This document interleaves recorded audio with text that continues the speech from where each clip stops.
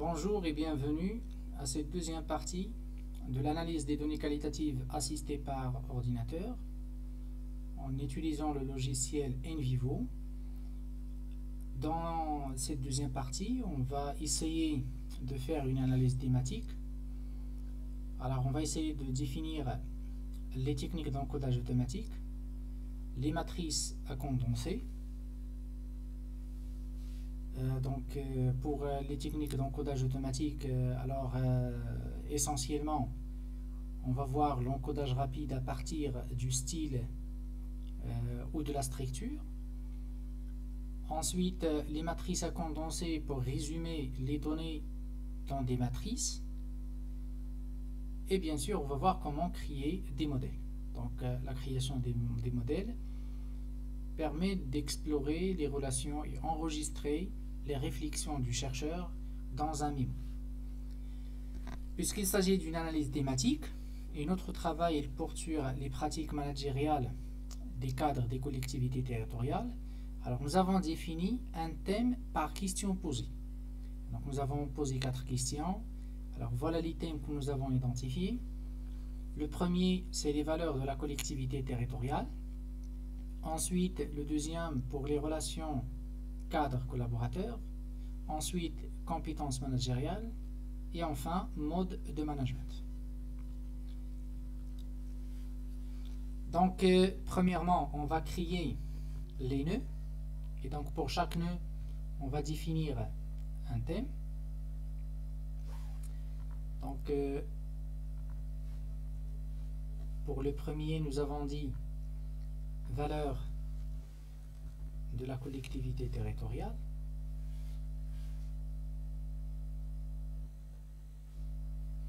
Voilà. Un deuxième nœud, ça veut dire un deuxième thème pour les relations cadre-collaborateur. Ensuite, un troisième thème pour les compétences managériales. Et un dernier thème pour le mode de management. Donc nous avons ici 4 thèmes. Donc mode de management. Voilà. Alors il s'agit de 4 thèmes. Alors on va définir un thème par an. On va l'appeler analyse thématique.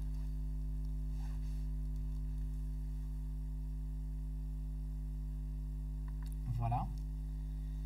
Alors on va considérer le thème analyse thématique ou le nœud analyse thématique, c'est le nœud père. Ensuite, les autres nœuds sont des enfants. Donc on va essayer de glisser les 4 nœuds dans le nœud parent, analyse thématique.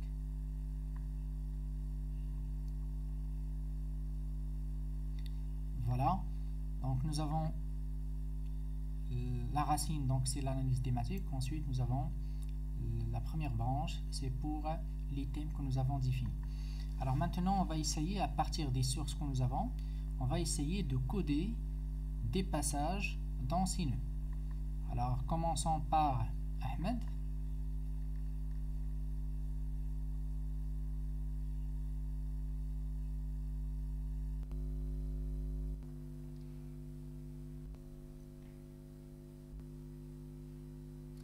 Donc nous avons la source. Alors la première question, il porte sur les valeurs de la collectivité territoriale.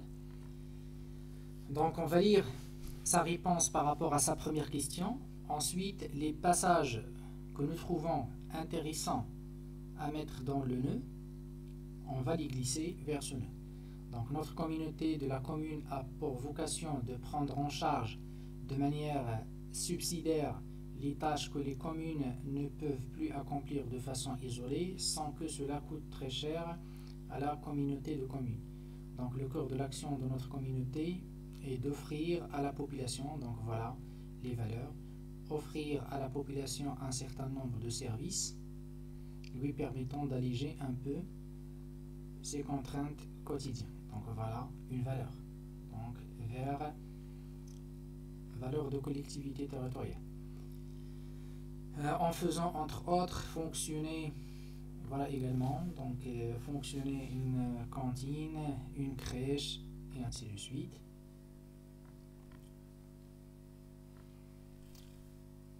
Voilà une partie pour la première question. Ensuite on passe à la deuxième question. Alors relation collaborateur avec le collaborateur. Nous nous basons beaucoup sur une communication. Donc alors voilà la relation. Il est basé sur une communication rapprochée. Donc, relation cadre-collaborateur à travers des réunions. Voilà également des réunions de commission planifiées. Des objectifs préalablement établis afin de partager les priorités. Ensuite, pour la troisième question, que faut-il posséder comme compétences managériales pour être cadre territorial? Donc on va essayer d'identifier les principales compétences managériales selon les réponses du premier cadre, donc M. Ahmed. On va essayer de glisser vers notre nœud l'ensemble de ces compétences. Donc, premièrement, les compétences managériales qu'il faut posséder pour cadre territorial s'expriment avant tout par une autorité assez naturelle. Donc voilà, une autorité assez naturelle.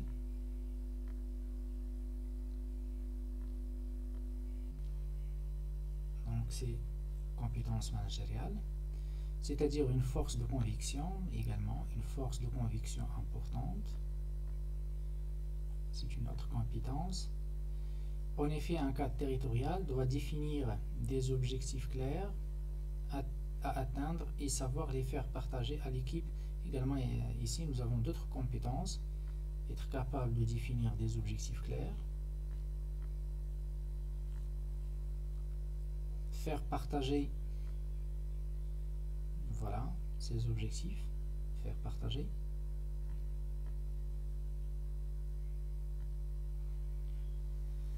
Deuxièmement, un cadre territorial à la tête d'une équipe doit avoir non seulement la capacité de surveiller, donc voilà également, c'est une autre compétence, surveiller en permanence, la capacité de surveiller en permanence, mais aussi de savoir déléguer, donc voilà, savoir déléguer et recadrer.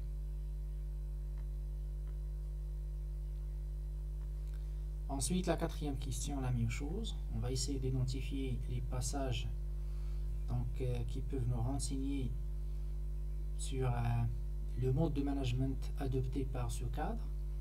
Donc ici, les décisions sont prises en commun. Donc voilà, décisions prises en commun. Le mode de management. Lors des réunions de comité de direction où chacun est libre de s'exprimer, également la liberté de donner donc, son point de vue.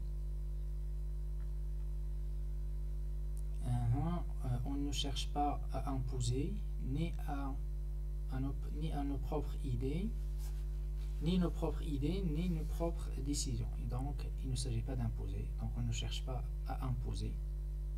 Voilà. Donc, on va mettre on ne cherche pas à imposer. Voilà. Le mode de management. Voilà, nous avons terminé avec Ahmed. Alors, on va faire la même chose pour les deux autres cadres. Ensuite, on passe à l'étape suivante. Donc, je vais arrêter l'enregistrement pour faire les autres. Alors, comme ça, on peut gagner un peu de temps. Ensuite, on revient pour faire la suite ensemble. Alors, après avoir encodé l'ensemble des sources dans les nœuds que nous avons définis, alors maintenant, on peut passer à la suite de notre travail. Pourtant, avant d'approfondir les analyses à partir de ces nœuds, donc nous avons dit l'analyse qualitative, c'est une technique qui permet de condenser d'une façon formelle le contenu d'un corpus d'analyse. Et donc nous avons un corpus d'analyse, c'est l'ensemble des sources. Maintenant, à partir de ces sources, nous avons sélectionné l'essentiel, nous avons stocké l'essentiel dans ces nœuds, que nous avons défini sous forme de thème. Alors maintenant, on peut procéder à l'analyse de l'ensemble de ces thèmes. Alors, mais j'ai dit, avant de passer à l'analyse, à l'approfondissement donc, de notre travail, on va voir d'abord comment faire ce qu'on appelle l'encodage automatique. Et donc, vous avez deux types d'encodage automatique. Donc, l'encodage rapide au moyen des requêtes de recherche textuelle.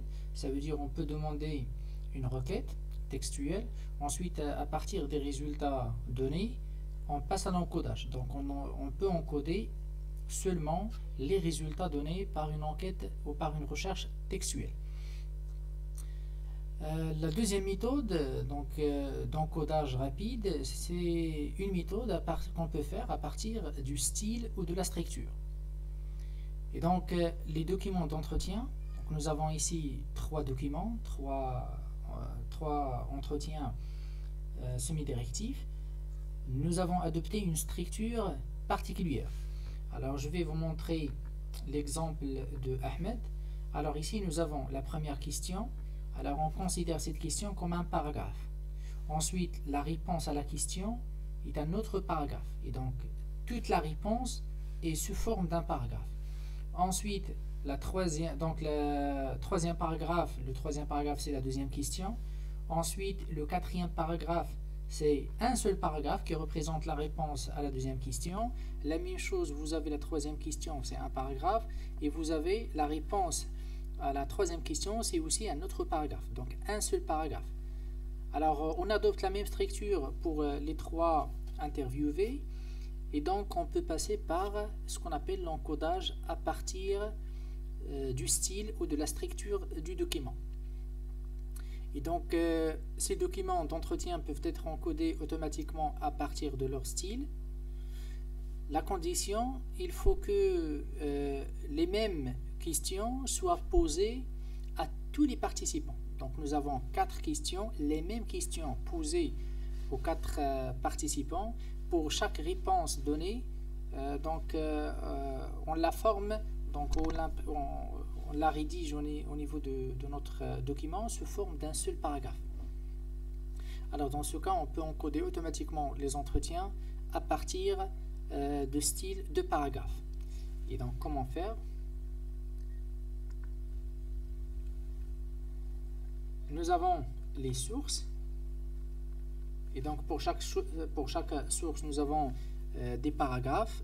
Le premier paragraphe, c'est la première question. Le deuxième paragraphe, c'est la réponse à la première question. Le troisième paragraphe, c'est la deuxième question, et ainsi de suite.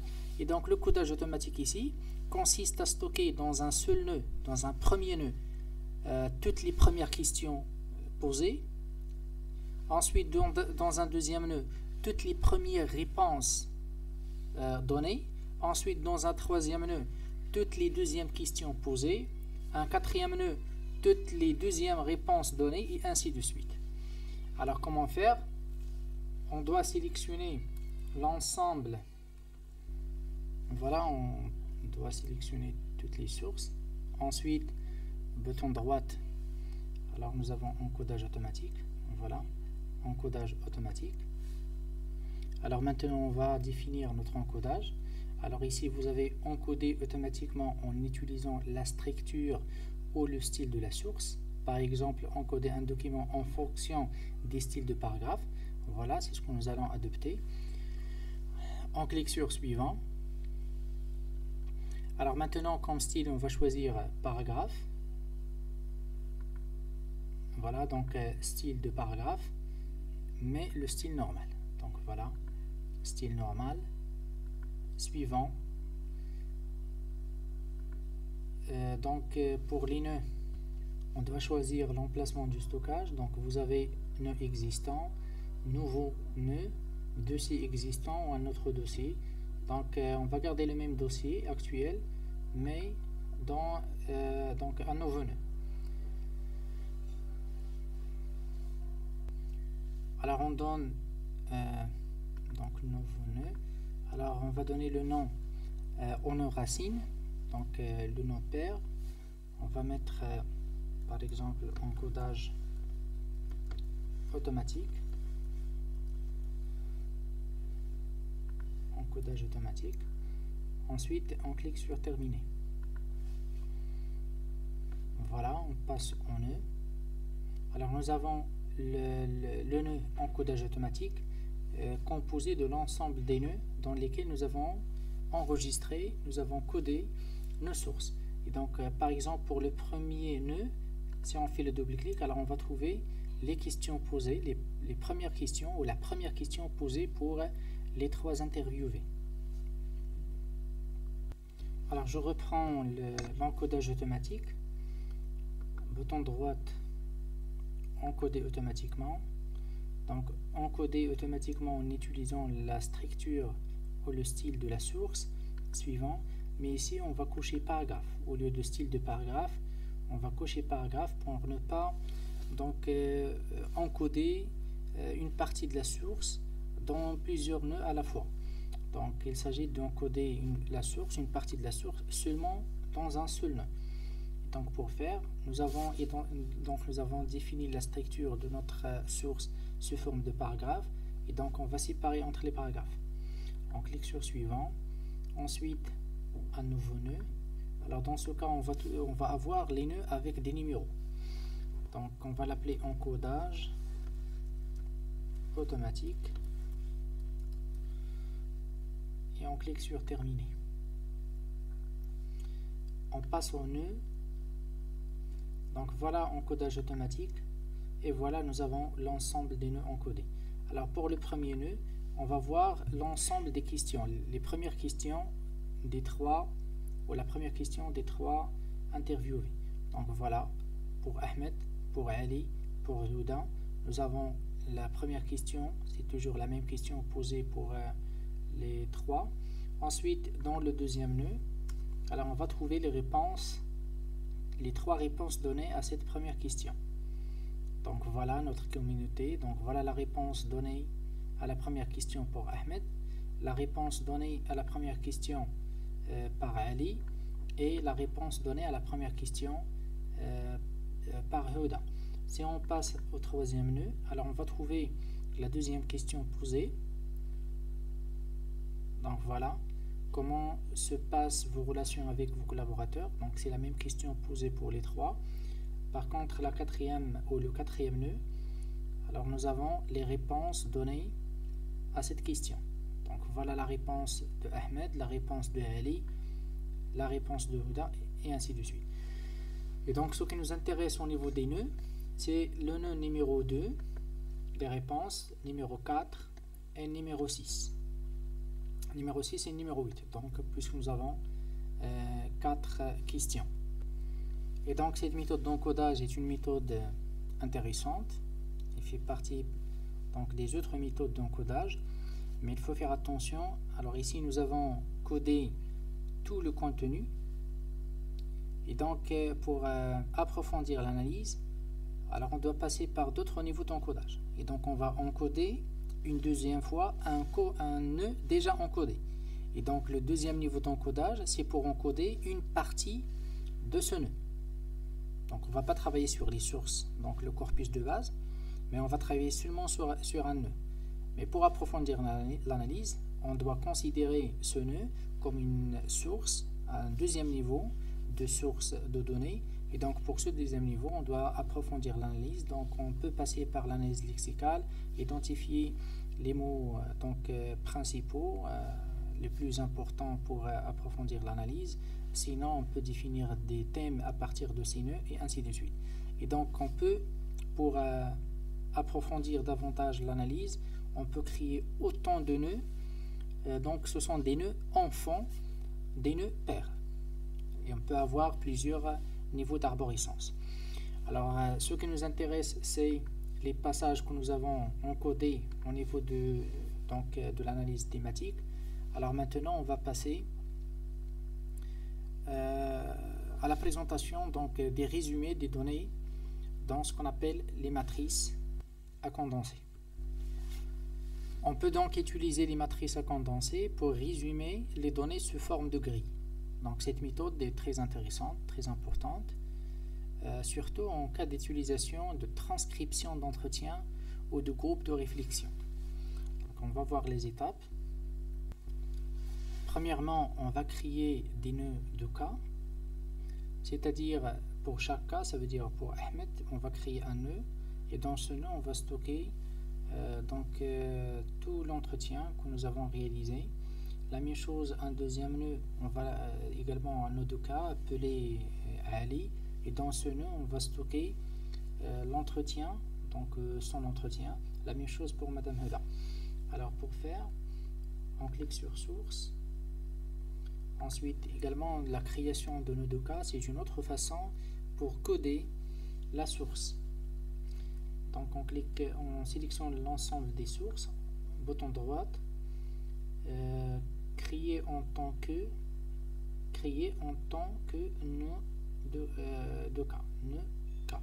Voilà. Alors on clique sur OK. Donc voilà, les nœuds sont déjà créés. Et donc voilà le nœud de Ahmed, le nœud de Ali et le nœud de Huda. Alors on peut créer un nœud qu'on va appeler nœud de cas.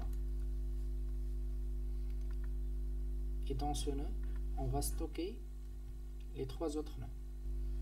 Donc voilà. Parfait. Et donc nous avons les trois nœuds de cas, Ahmed, Ali et Huda. Dans chaque nœud, nous avons stocké, nous avons codé tout le contenu de l'entretien semi-directif. Ensuite, nous avons l'analyse thématique, ce que nous avons capté à partir de la définition de ces quatre thèmes.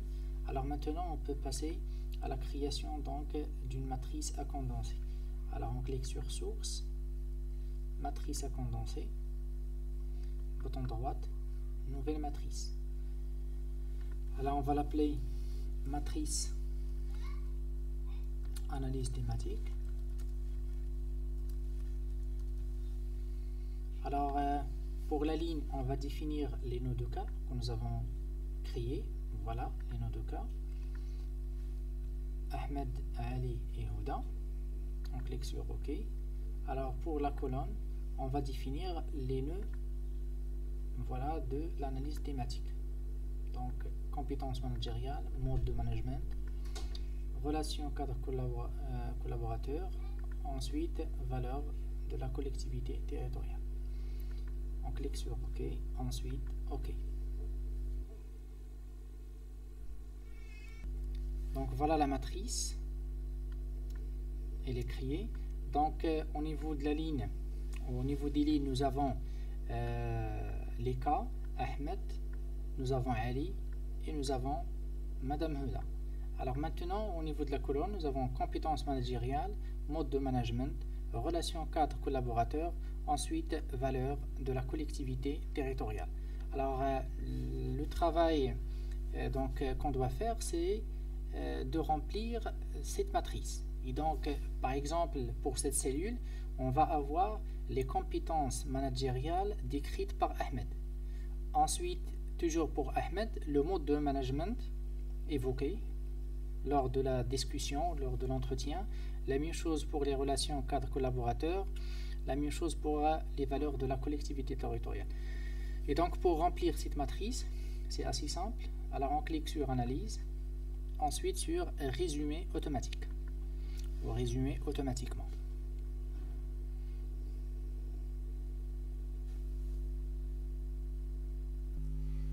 Donc voilà, après quelques secondes, nous avons un sommaire automatique terminé avec 12 sommaires identifiés. On clique sur OK.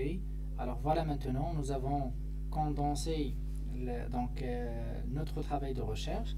Donc nous avons condensé le contenu des matrices, ou plutôt des thèmes que nous avons identifiés.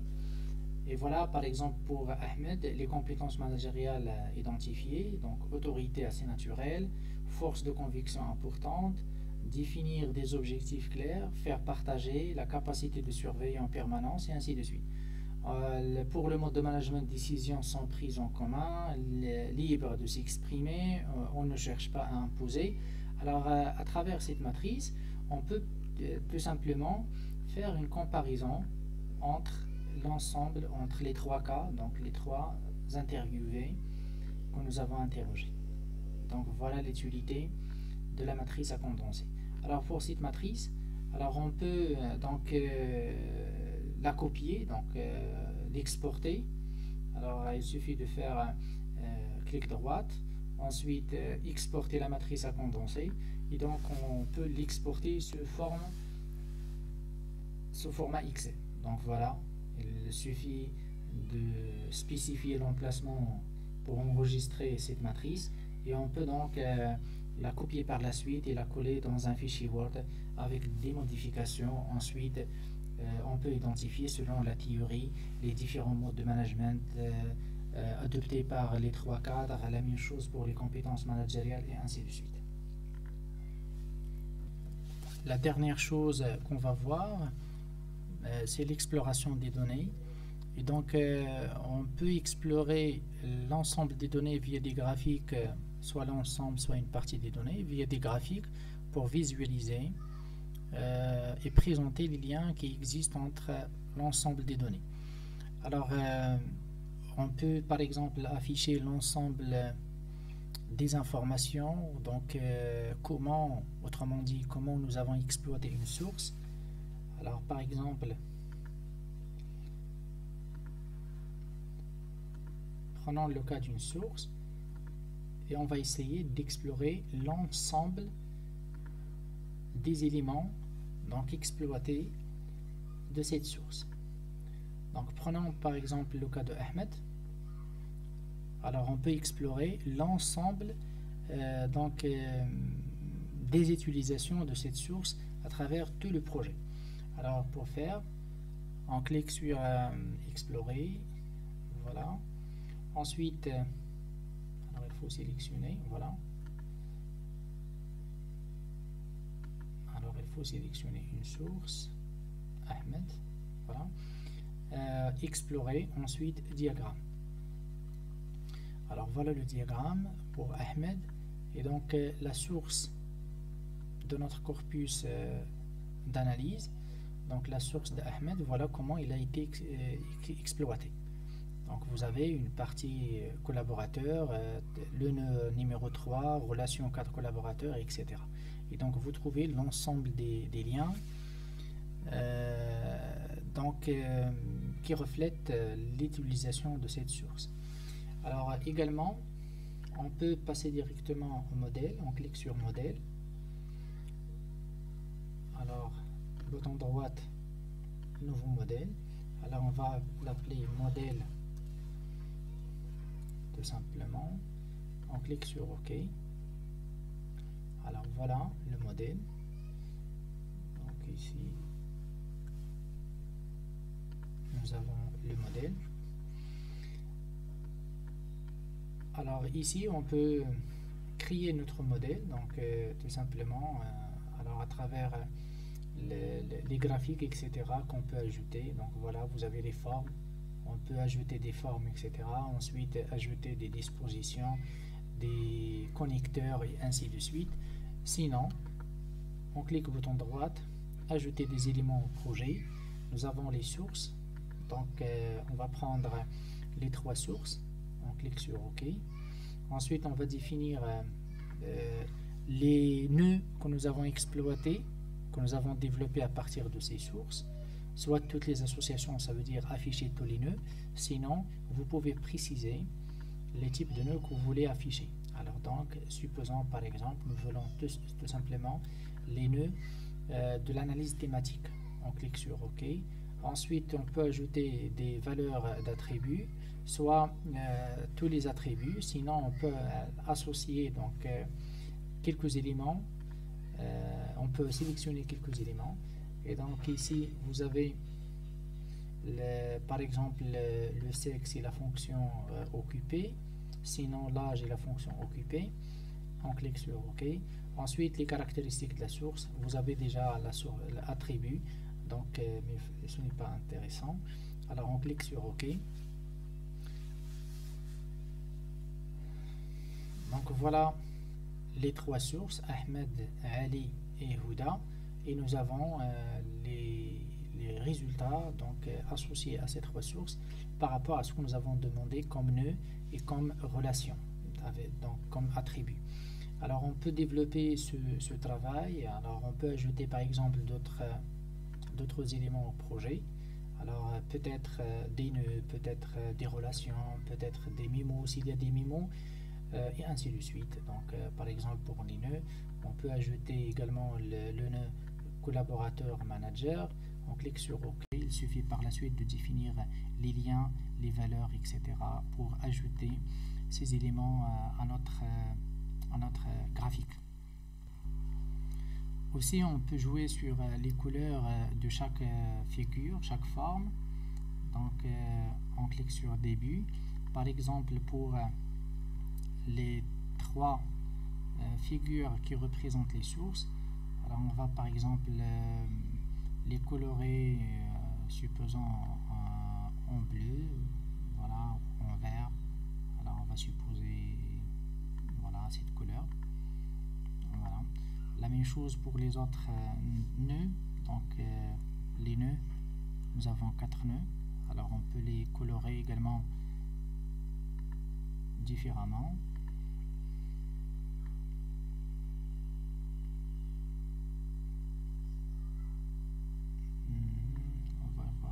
On va prendre par exemple l'orange. Et pour les attributs, une autre couleur. Alors on peut contrôler donc les mouvements de l'ensemble des formes pour mettre par exemple des niveaux.